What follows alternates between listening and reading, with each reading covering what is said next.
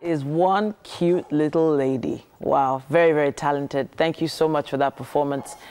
It's time to move on to parenting. Every Tuesday we talk parenting, and it's often said that the best way to lead is by example. And this is even truer if you're a parent. Now, according to our guest here, parents are also accountable to the standards that they're holding their children to. Oyinda Soderu has worked full-time in various leadership capacities in the Fountain of Life Church and is particularly passionate about youth and getting them to maximize their potential, particularly guiding them to make the right and wholesome, rational decisions. I'm so pleased to have you in the studio this morning. Thank you. Welcome, welcome, welcome. Good morning. Nice to be here. I am so interested in this issue of leading by example because I'm of the opinion that a lot of parents can't really give what they don't have. Even though a lot of parents these days are doing research and learning a bit more to, you know, give a better impression of themselves, especially to their kids. But I think there must be a few cases or stories there that you can use to explain what you said when you said leading by example. Okay. Let me just start by saying that one of the greatest gifts any parent would have is the gift of a child. It's like, you know, each child is gift wrapped uniquely and you need to know how to unwrap them. So you can imagine if you have 5 children, you need to learn how to unwrap each one. And we find out that most parents we have this idea and ideals of what our children should be. You know, we want them to attain to certain standards, and we hold them to these standards. Well, you must excel academically, socially, you must be responsible. There are all of these things we hold our children to.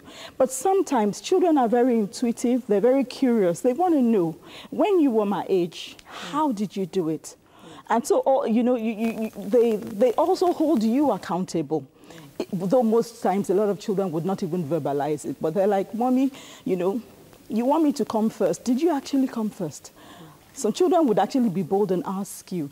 There's a particular case I handled a while back. A young lady she shut down. She wasn't talking to anybody at home and everything. And when she came to me, I was like, what's the problem? You're beautiful. Why? What's the matter? Why aren't you talking at home?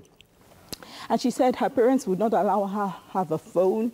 She wasn't entitled to any friend. We're talking of a 16-year-old, you know, they felt she couldn't make decisions on her own, and she was all worked up. So we broke it down in counseling, and I was like, tell me exactly what's going on. And she was like, my mom got pregnant for me at 16. Okay. So because she made that mistake then, she's now overly cautious. You know, she wants to micromanage her daughter. She wants to do everything. And the daughter is like, Mom, yes, I respect you, but I'm not going to make the same mistakes you made.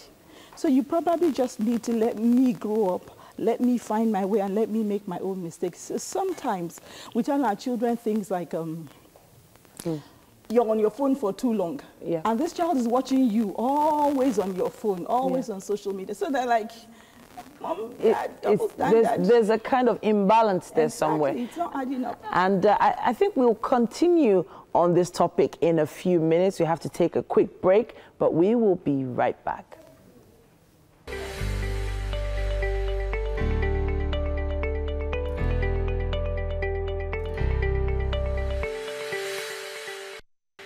Welcome back. It's still Wake Up Nigeria, and we're talking about leading by example, especially if you are a parent. And according to our guests, you know, parents are also accountable to the standards that they hold their children to. Now, holding standards, okay, let me take it from this angle. Okay. I love talking to my children about giving respect in order to receive respect, also treating people fair, also making sure that they're not loud or noisy. And I do know that I talk a lot, and sometimes I actually raise my voice a lot. Now, there's some certain traits that I see in myself that I don't want to see in my kids. How do I make those adjustments as a parent? How do I do that? Okay. One of the things that you could do, for one, is to trust your children with God. Okay. And trust God that they would be fine. Do you understand what I'm saying? Because the honest truth is we give birth to the children. We don't give birth to their personality or their behavior. They get to decide that all by themselves. So you just have to trust your parenting skills. Okay. You have to trust the fact that they're going to turn out right, because a lot of us need to relax. And another thing is you need to just communicate with them, because children are perceptive. Usually they do what they see, not necessarily what you tell them. You can imagine if you tell a child, when you get outside, don't have a drink in this person's house, or don't do this and don't do that. They would hear you, you know, but what happens if they're thirsty? Some children would actually reach out for the drink. And you see, what happens is when you load children with too many instructions, they learn to wear masks. They learn to be who you want them to be. In front of you. In front, exactly what I'm saying. And it could be dangerous, especially in this age where there's a lot of issues with mental, mental health issues and everything. The child learns to package and pretend and be quiet and be socially acceptable. But you see, when the parent is vulnerable, when you're like an onion and you peel the layers off in front of your children, they're like, okay, mommy has issues too. This is how to cope with it. A lot of us don't even teach our children how to cope with disappointments. They don't know how to cope with life challenges, because we need them to be perfect all of the time. So sometimes you need to be vulnerable as the parent and peel back the layers. Let's take the case of the woman who got pregnant at 16. If she sits her daughter down and she's like, look, this is how my journey was. These are the pitfalls, these are my fears, but I trust you. Because you need to instill it in the child that they have your trust. That's what a lot of youths are crying for. Let them trust me. You see, you can't fill all the potholes of life and say my children would not step in any. Okay. Do you understand? That's what I'm saying. Trust your parenting skills, trust them with God, and then trust the fact that you've raised them well. But if you want to correct everything and keep them from every hurt and keep them from all the mistakes you made, you'll make greater mistakes, because you're going to alienate these children. Remember what I said, they would be who you need them to be, but the real child inside them you won't get to know.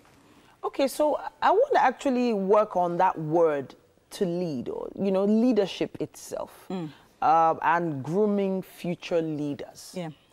Now, we as parents are not leaders right now. A lot of the time, we're not even good role models, to be honest. There are parents with drinking habits, smoking habits. There are parents that don't even know how to manage their own staff. They end up having loads of kids in a house looking up to them, and they're not giving the right example. The example that they, you know, want to use to groom these children to be the best they can be. So fine, obviously having expectations of the kids is one thing, but then actually grooming them and raising them in a particular direction is another thing entirely. So what can a parent do to sort of instill that leadership set of skills or capabilities in their kids? That they appear to be lacking themselves. Yes. Well, that's an interesting one.